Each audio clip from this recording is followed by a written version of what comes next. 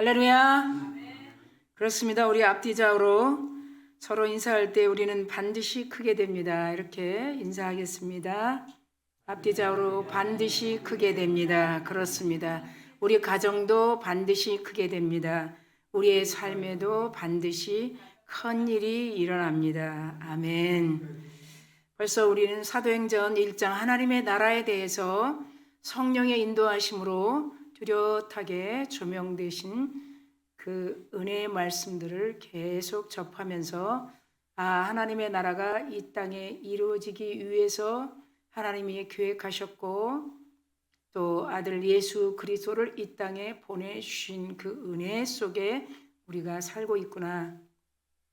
여전히 성령은 우리를 돕고 계시고 우리에게 의로운 일을 할 수 있도록 우리를 도우시고 인도하시는 성령의 은혜로 오늘도 저와 여러분이 이 자리에 예배 가운데 있게 된 줄 믿습니다.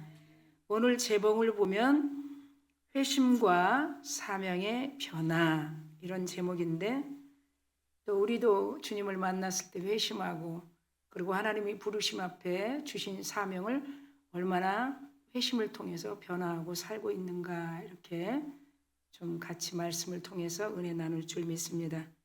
사도 바울이 되기 전 그러면 사도 바울의 이 트렌드는 뭘까요? 박해자 그리고 교회를 핍박하는 자 이렇게 사도 바울에 대해서 말하고 있습니다. 사울이었을 때와 사도 바울이 됐을 때와의 어떤 은혜가 부어졌는가 이것도 우리가 좀 심심치 않게 생각해 봤으면 좋겠습니다. 그래서 이 사울이 바울 되기 전에 이 태어난 어떤 고향 그리고 어떤 삶이 있었는가 이걸 쭉 생각해 보면 우리가 알고 있는 길리기아 다소에서 태어났습니다. 그리고 그는 헬라인 그리고 헬라 문화에서 또 접하게 됐고 그리고 헬라 대학을 공부를 해야 되는데 이 바울은 헬라 대학에서 공부하지 않고 여전히 유대 회당에서 공부를 하게 되고 자기가 스스로 바리새인 중에 바리새인이다. 그리고 자기는 가멜리엘 문화에서 공부를 했다. 이렇게 끊임없이 말하고 있는 이 사도 바울에 대해서 우리가 오늘 이 제목을 통해서 알아갈 것은 그가 왜 헬라 대학에서 공부하지 않고 그리고 유대 회당에서 공부를 했을까? 마땅히 헬라파 유대인인데 헬라 대학에서 공부를 해야 되는 게 우리가 알고 있는 그리고 그것이 맞는데 왜 유대 회당에서 공부를 하기로 작정했는가? 그리고 이 유대 회당에서 공부를 하니까 예루살렘에 빨리 올라와야 되겠죠?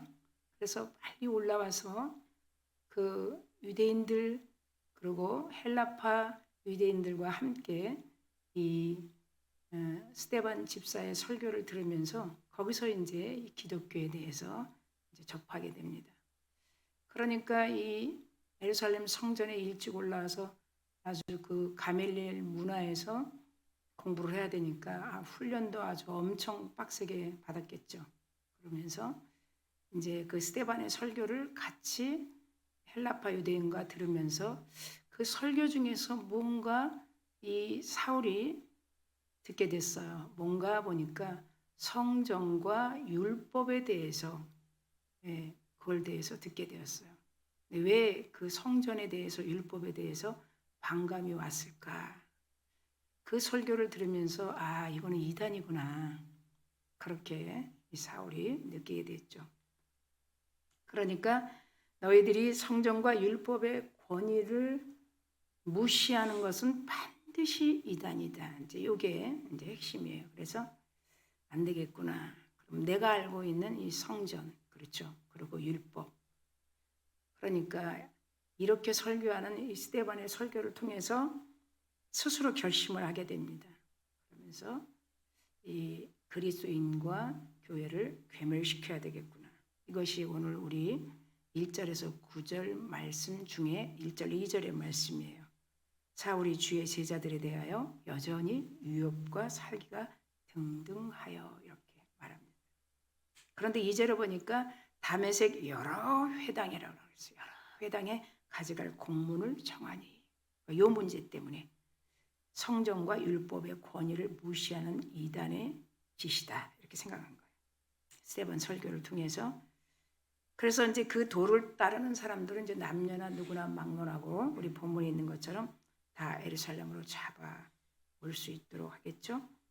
그 다음에 전면에서 이제 예루살렘뿐만이 아니라 전 기독교를 박해하기 위해서, 박멸하기 위해서 다메섹으로 막 향하는 중에 일어난 사건입니다.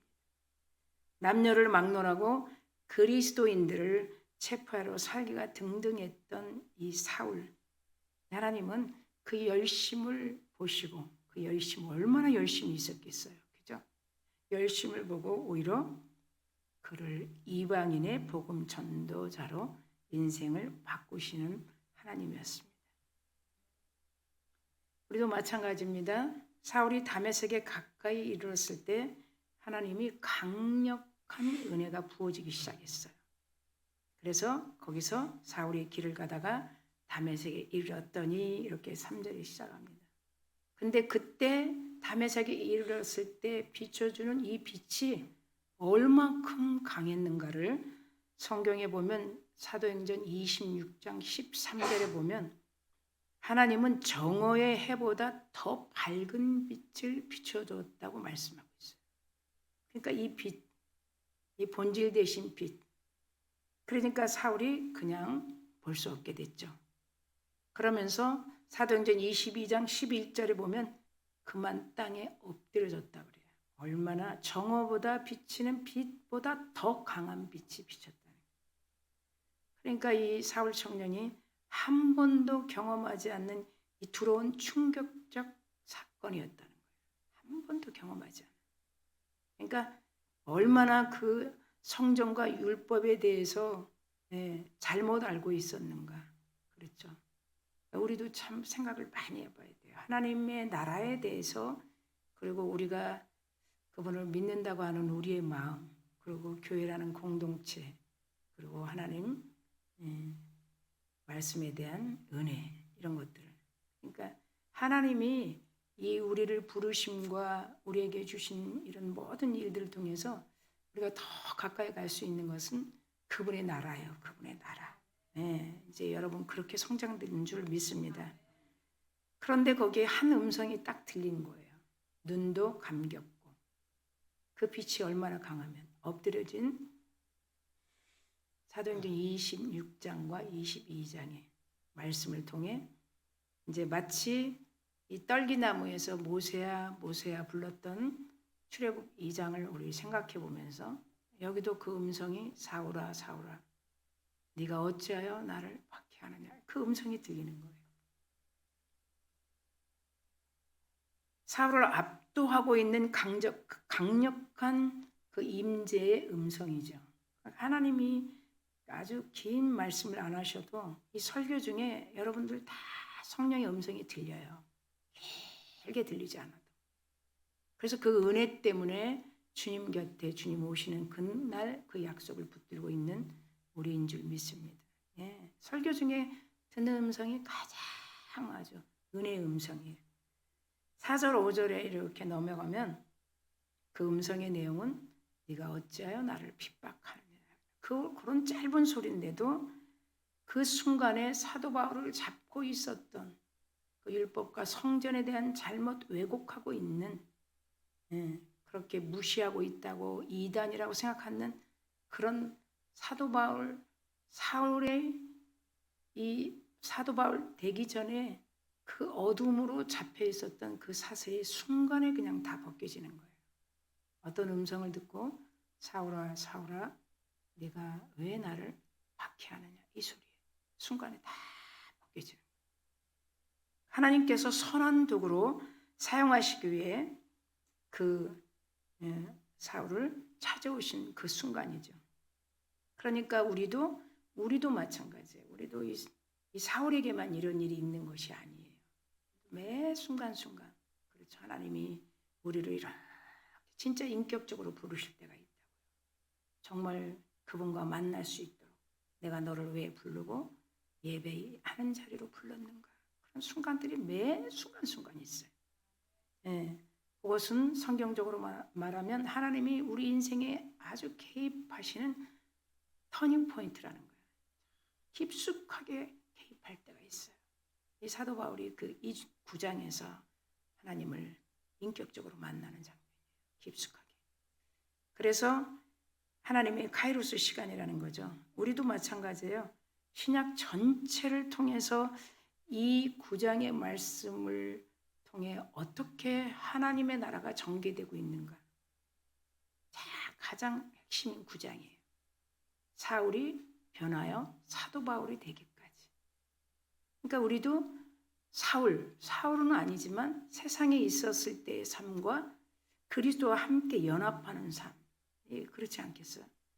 그래서 예수님을 믿는다는 것이 어떤 의미인지 이렇게 중요한 그런 사건의 고백은 우리가 말씀을 통해서만 알아갈 줄 믿습니다. 그래서 사울을 어떻게 인격적으로 만나주시는가 이렇게 세 가지를 통해서 우리가 볼 때 첫 번째는 하나님은 사울을 가장 무기력한 존재를 만들어서 회심하게 한다. 그러니까 우리가 회심하는 그런 만나가 조금 다르죠. 성경에 보면.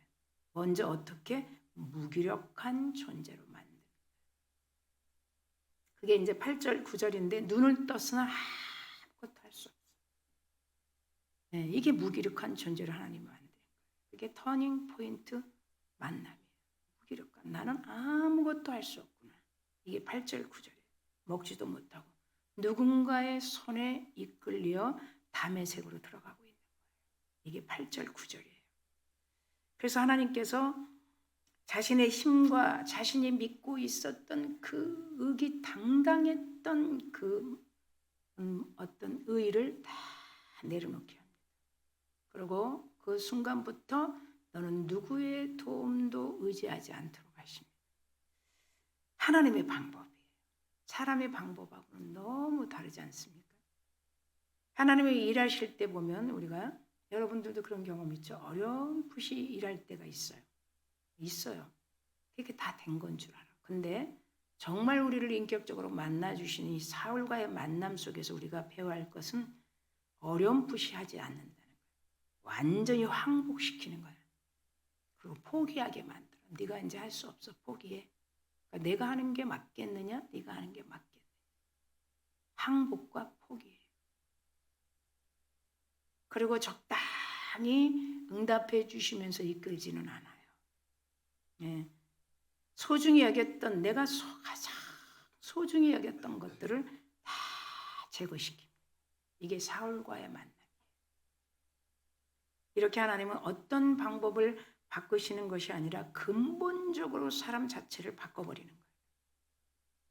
하나님은 절대 외모, 형식, 눈가림으로 허락하지 않아요. 그래서 우리는 이 9장에 와서는 좀 더 우리가 상승된 신분으로 바라보기를 축원합니다. 네.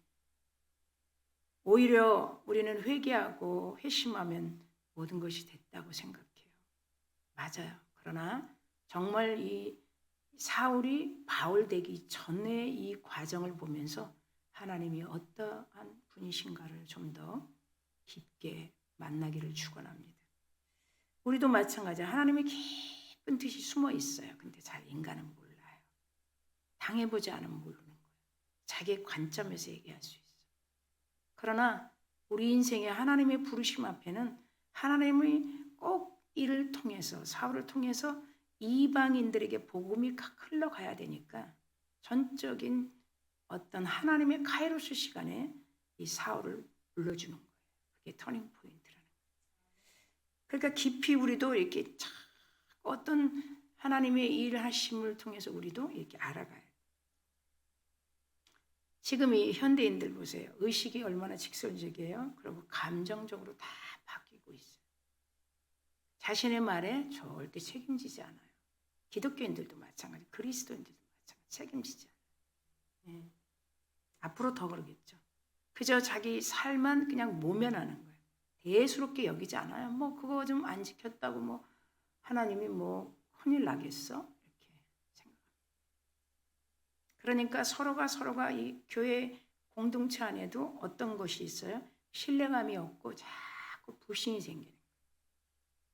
우리가 벌써 한 20년 전만 해도 한 번 말하면 그 말 때문에 막 겁이 나고 예물을 드리고, 예물 드린다는 게 꼭 뭐 우선 뭐 그게 예물 드리니까 다 돼 이 말이 아니에요.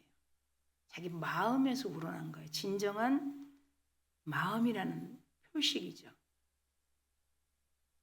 그리고 금식도 해보니 보통 3일을 봅니다. 하나님 이럴 때 어떻게 해야 되죠? 이렇게. 지금 그런 거 없어요. 그냥 자기 감정적으로, 직설적으로. 그리고 싫으면 그냥 말아버려요. 그래서 우리 금요일에도 같이 나눴던 것처럼 정말 포스트 모노리즘 전부 파괴예요. 부부도 그냥 안 맞으면 그냥 끝나는 거예요. 그러니까 아예 결혼 전에 그냥 혼인신고 하지 말고 살자라는 거죠. 그리고 너 싫으면 나 싫으면 나중에 흔적 없이 떠나자는 거죠. 이것이 정말 한국 사회에 덮여 있는 것들이 정말 어디까지가 시작이고 끝인가 좀 생각해 봅니다. 그러니까 하나님은 이 교회 토양 자체를 어떻게 잘 토양이 잘 하나님의 말씀으로 심어지고, 그리고 이식되고 증식되고 번식되고 그리스도 안에서 세워진 교회 안에 이 공동체가 어떻게 하나님의 그 약속을 붙들고 갈 수 있을까? 그러니까 교회는 말만 앞세우게 되면 계속 분열, 분쟁, 경쟁, 싸움이 끊어지지 않아요. 하나님 앞에서 신중하고 절제해야 되는 거 우리는 알고 있어요. 그러나 자기의 의와 욕망에 사로잡히면 절대 안 되는 거예요. 근데 이 사울을 보세요. 얼마나 열심인가를. 저도 마찬가지 말씀을 준비하면서 왜 헬라 대학에서 헬라 대학을 하지 않았을까? 헬라파 유대인인데 왜 일찍부터 그 랍비가 되기 위해서 그렇게 훈련을 받고 예루살렘에 올라왔을까? 그리고 스데반의 설교를 들으면서 왜 그런 마음이 들었을까? 대단했던 오늘 본문에 다 잡아들이려고 여러 공문서를 가지고 회당으로 가는 중에 하나님이 탁 부르신 거예요. 어떤 열심일까? 저도 많이 생각해 봤어요. 우리가 하고 있는 열심은 어떤 열심일까? 아직 열심이 없어서 안 부르시나? 이런 생각도 해봤어요. 하나님은 철저하게 사울을 지금 가로막고 있으시죠. 하나님이 가로막혔다면 그때는 하나님이 붙드신 거예요. 오늘 설교를 통해서 여러분, 이 설교가 여러분이 10년 가운데 부어질 줄 믿습니다. 지금 여러분이 만약에 답답하다면 이거 뭐지? 지금 여러분의 삶의 길이 안 보인다면 그건 하나님이 지금 붙들고 계시는 거예요. 하나님이 일하시겠다는 거예요. 아멘? 네, 감사하십시다. 아멘? 감사는 너무너무 좋은 거 있을 때 감사는 감사 아니에요. 사울은 지금 눈 뜰 수도 없고 먹지도 못하고 딱 그 상태예요. 누구에게 보이고 누구에게 들리는 게 아니에요. 당사자에게만 하나님이 오신 거예요. 그게 하나님의 카이로스 시간이라는 거예요. 나를 무기력하게 만드시고 계시다면 그건 일하시는 거라는 거예요. 그리고 절망하거나 절대로 포기하면 안 돼요. 하나님의 인도하심을 참고 기다리는 수밖에 없어요. 그래서 우리의 항복이 빨리 이루어질 때 하나님의 일하심의 출발이라는 것을 믿으시기를 축원합니다. 두 번째 보니까 하나님의 일을 맡기기 전, 그러니까 우리는 일을 먼저 맡기면 내가 하나님 만날 거야 이렇게 생각하는 경우가 많이 있어요. 그러나 하나님은 오늘 이 사울의 부르심을 통해서 우리가 또다시 깊숙하게 들어야 할 것이 뭐냐면 일을 맡기기 전에 먼저 그릇부터 만들어요.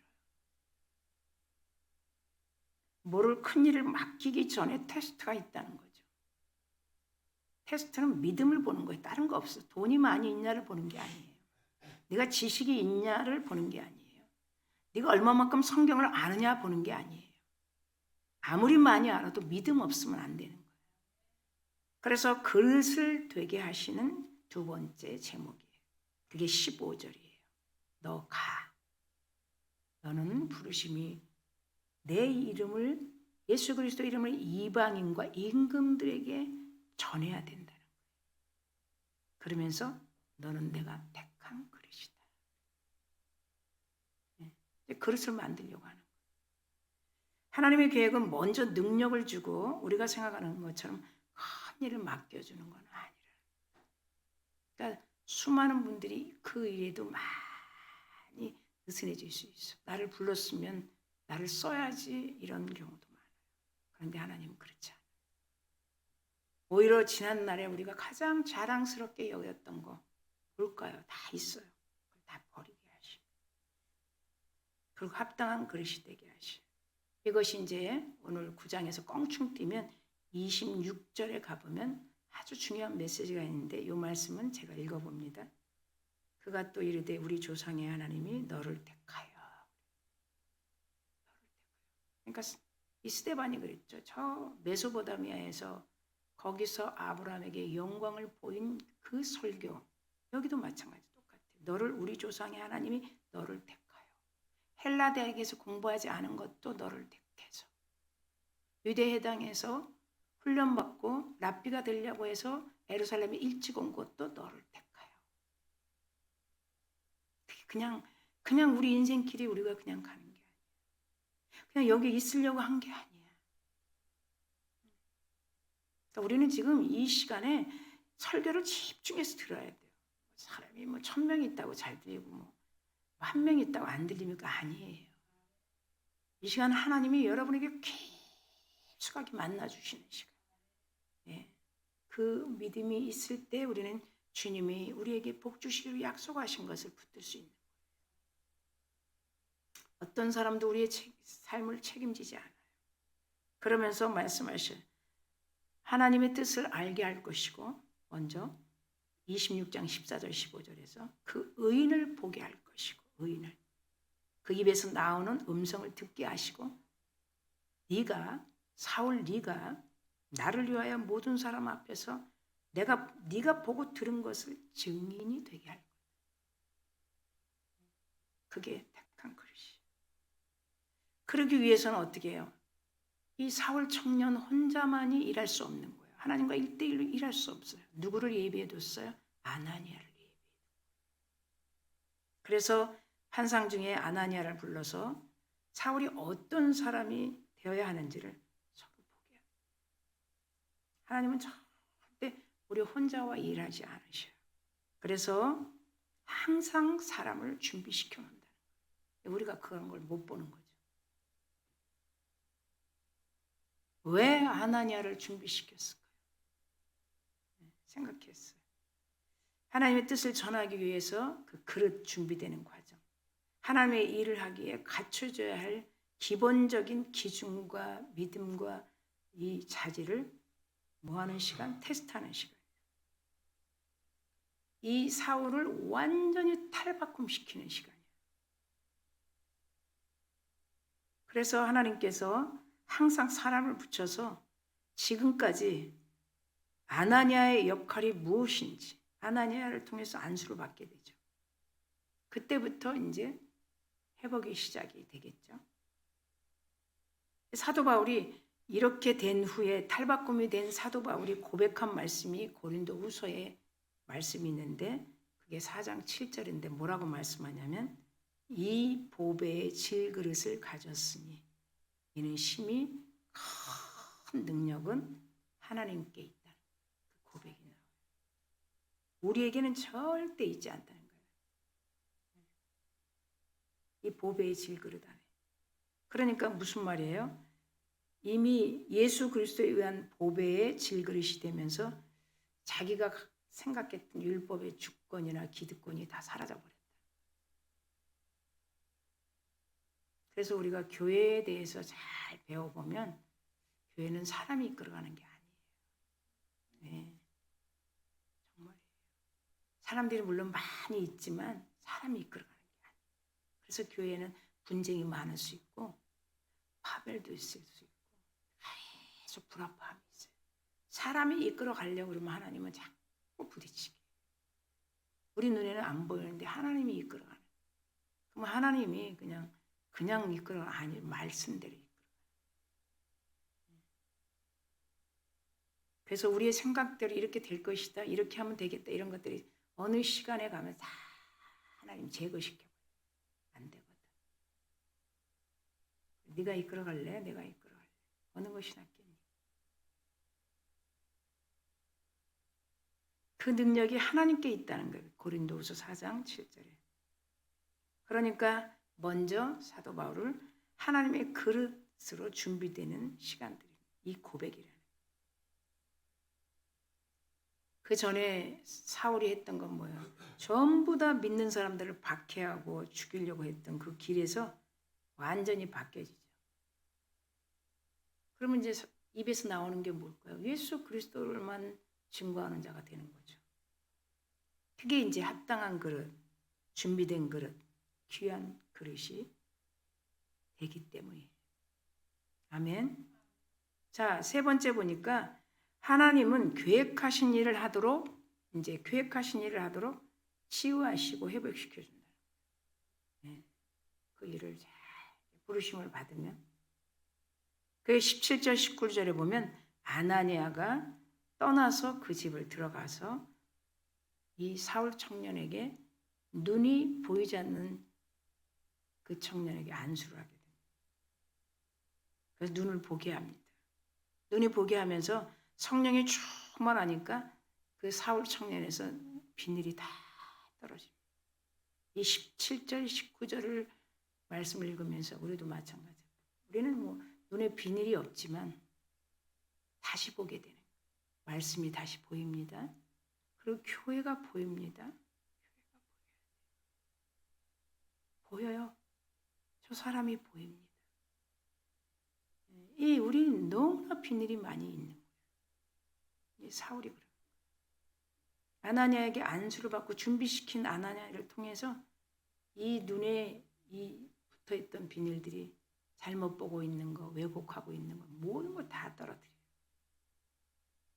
그게 안수를 통해 성령 충만 받고 그 성령의 충만함으로 다 치유되고 회복되는 시간. 이게 세 번째 제목이에요.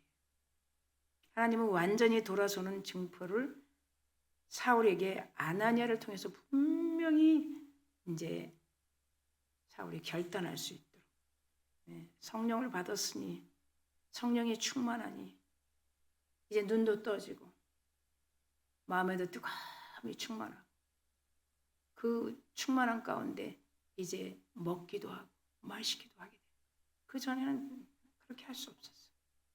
하나님이 완전히 항복하게 만들었기 때문에 정말 하나님이 우리의 부르심에 하나님의 뜻을 이루기 위한 너는 이방인의 사도요 너의 부르심과 콜링이 맞는 그 순간들이 있어요. 그것을 사도행전 22장 16절에 이렇게 고백됩니다. 이제는 왜 주저하느냐 일어나라는 거죠. 모든 이 선지자들 보세요. 그리고 하나님이 쓰신 종들 보세요. 다 앞절에 보면 일어나 그래. 먼저 네 마음이 일어나야 돼. 아직 너는 일하고 있지만 그 일어나서 하는 일이 아니야. 그냥 네가 한 습관이야. 그러니까 그런 습관적인 관습적인 그런 믿음은 언젠간 불평이 나올 수 있고 언젠간 주님과 교제가 끊어질 수도 있다는 거예요.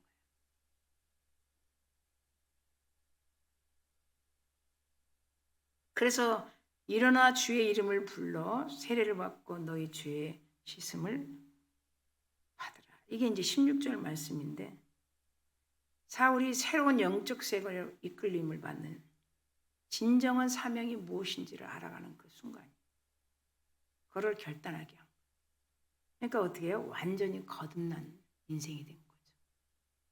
그래서 우리 기독교에서 그런 말을 하는 거예요. 저분 거듭났나? 에이, 거듭 안 났어. 그러니까 그러지. 이런 말 들어보셨을 거예요. 저분 물과 성령으로 거듭났나? 니고데모가 밤중에 찾아왔을 때 물과 성령으로 거듭나게 어떻게 해야 되겠습니까? 내가 율법은 너무 잘 알고 있는데 물과 성령으로 거듭나는 그 일이 무슨 일입니까? 거듭난 분들의 이 삶 행동하고는 달라요. 우리도 이런 훈련이 시작된 줄 믿습니다. 네, 필요해요, 훈련이. 예수 그리스도의 증인이 되는 것은 사람의 힘으로 되지 않아요. 정말 예수 그리스도의 증인 되기를 축원합니다. 우리 입에서 예수 그리스도만 나와야 돼요. 보잘것없어요. 주님이 기뻐하지 않아요. 돈 많이 있다고 천국 들어가고 하루 종일 맨날 며칠 교회에서 청소하고 일한다고 천국 들어 그렇지 않아요. 하나님은 우리 중심을 보시는 거예요. 네가 누굴 위해서 하느냐가 중요해. 네가 지금 이 청소와 모든 것들이 사역이 누굴 위해서 하는 거라는 거야. 너를 드러내기 위해서냐, 돈 벌기 위해서냐, 네 거 뭐 챙기려고 하는 건 이게 굉장히 중요해요. 그래서 수없이 포기하는 거예요. 아, 이거 아니구나 하고. 지난날에 사울이 변하여 사도 바울로 주님의 명령에 순종하면서 날마다 죽음에 각오하고 외친 말씀으로 예수님의 증언하는 자가 됐다는 거예요. 다시 사도행전 26장 16절 18절에 보면 하나님께서 더 정확하게 말씀하죠. 이제 일어나 너의 발로 서라 그래.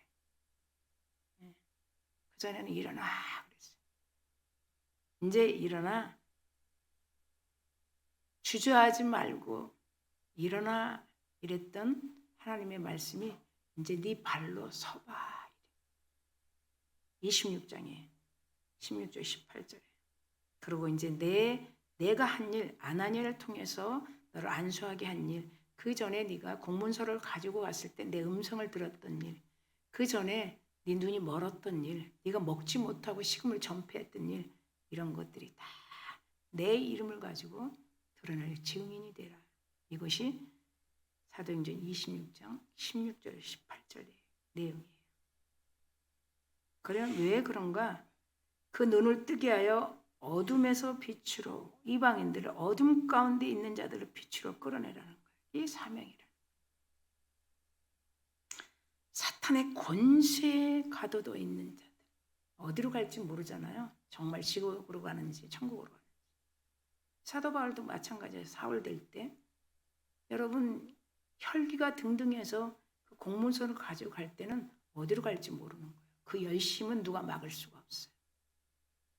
하나님이 사울아 불렀을 때 그 어둠에 붙잡고 있는 마귀 사탄의 세력들이 다 그냥 다 없어진 것처럼 그렇게 붙들고 있는 자들에게 가서 빛으로 복음을 전하라는 거죠. 사명이라. 사도 바울뿐만이 아니에요. 우리 전 그리스도인들이 이 사명이에요.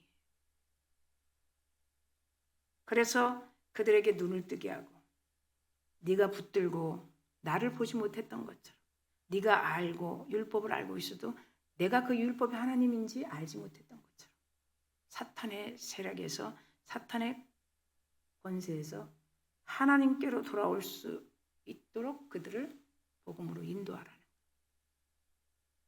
우리는 사울의 변화를 말씀에서 수없이 사울이 변하여 바울됨 알고 있습니다. 우리는 다시 한번 이 9장을 통해서 여러분들이 새겨봤으면 좋겠습니다. 나는 성령 충만하여 예수 그리스도의 삶을 살고 있는가? 먼저 자신을 점검해보고 정말 교회만 왔다 갔다 다니고 삶은 여전히 교회 다니기 전의 삶을 계속 답습하고 있지 않나 생각해요. 하나님이 만드신 유대하고 거룩하며 가치 있는 선한 싸움을 통하여 이 세상을 이기면서 마지막 승리의 찬양을 부를 수 있는 결단이 있는가? 만약에 그런 결단이 우리 안에 있다면 여러분들은 진정한 예수의 증인이십니다. 말씀을 맺습니다. 예수님을 만난 이 사울을 한번 생각해 봅시다. 그가 왜 부르실 때 길리기아 다소에서 태어나서 그렇게 예루살렘으로 일찍 와 있었던가? 왜 일찍 올라와 있었던가? 그의 변화는 삶이 조금 달라진 것이 아니에요. 조금 달라져서 저분 교회 다니더니 뭐 청소하고 그러더니 조금 달라져서 저분 그게 아니에요. 사울은 완전히 주님을 위하여 교회를 위하여 하나님의 나라를 위하여 전주에 우리 말씀 들었죠. 교회에 전해야 할 3대 말씀 복음, 하나님의 나라, 그리스도 예수 똑같은 것 같지만 지금 이 사울이 변하여 바울이 주님을 위하여 교회를 위하여 하나님의 나라를 위하여 그런 삶으로 변했다는 거예요. 조금만 변한 게 아니에요. 로마서의 마지막 이 말씀이 오늘 전체의 말씀으로 우리에게 깊게 부어질 줄 믿습니다. 로마서 14장 8절에 우리가 살아도 주를 위하여 살아도 주를 위하여 찬양도 있죠. 죽어도 주를 위하여 죽나니 사나 죽으나 나는 그분 것이요 그러므로 사나 죽으나 우리는 주의 것이요 살아도 주를 위해 죽어도 주를 위해 찬양이 그거를 로마서 14장 8절에 그런 고백이 여러분의 삶을 움직일 줄 믿습니다.